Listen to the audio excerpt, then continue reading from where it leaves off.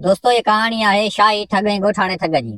अदा ख़ैर सलाह जो कोमल आजो कम कई खुटंदा ॻाल्हि खई खुटंदी आ। अदा हिकिड़ो बादशाह हुयो। बादशाह त पाण अलाह आहे पर हिन कूड़ी दुनिया जो बादशाह हुयो।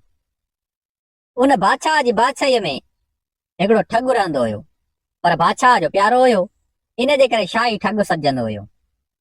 हितां बि ठगी करे थो पकड़जंदो त बादशाह जो त मतिलबु प्यारो बादशाह हुनखे छॾाए ईंदो वञी। हाणे त माण्हुनि उन ते नालो रखी छॾियो शाही ठग। शाही ठग चवंदो बाबा मूं जहिड़ो को बि चालाक आहे कोन, ऐं अहिड़ो को ठग पैदा ई कोन्हे थियो जेको मूंखे ठगी वञे। उन ई बादशाह जे बादशाह में हिकिड़ो थोरो ॾूराई पासे ॾांहुं को ॻोठ हुयो। उन ॻोठ में बि हिकिड़ो ठग रहंदो हुयो। उन ठग जो ॿुधो त यार शाही ठग जो हेॾो नालो आहे, छो उन ठग खे ठगजे। अदा हे पंहिंजे ॻोठा निकिरी पियो। हिन चयो वञी ताड़ कयांसि, ॾिसां त सही मुड़ुस जो हेॾो सारो नालो आहे, इन खे ठगे ॾिसां। जेकॾहिं वञा थो त ठगे त चवंदोमांसि तूं मुंहिंजो थी चेलो।